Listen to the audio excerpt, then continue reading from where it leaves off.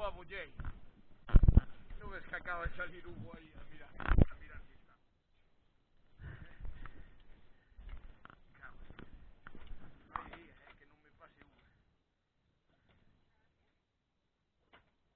Quise quitar o aire rápido, pero nada, non houve mané. Tirei da válvula, tirei de todo. Ai, Dios.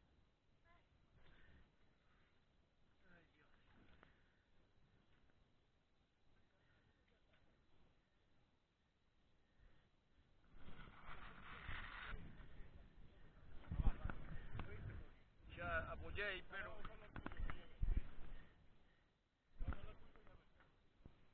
fun para arriba, esperé arriba un rato. O sea, un ratito e depois me vine para o barco.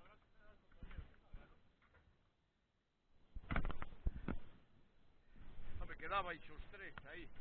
Eu vin, ela botou unha man.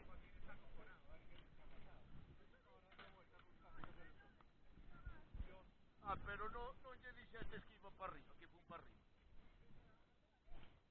Claro, pero non lle dixetes a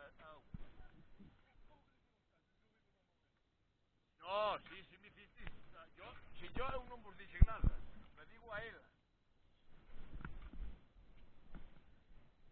E estaba buscándome polo fondo. Pensei volver a baixar, pero digo, entón esperei un rato arriba, digo, xa verán, despois te vi salir. Un minuto, ¿cuál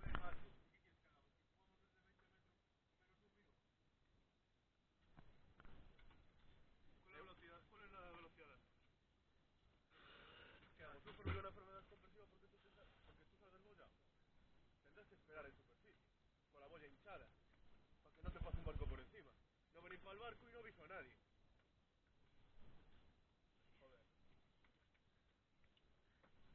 Macho, no hay día que me pase algo. No hay día que no la líes. Yo no sé lo que haces. Estaba bien.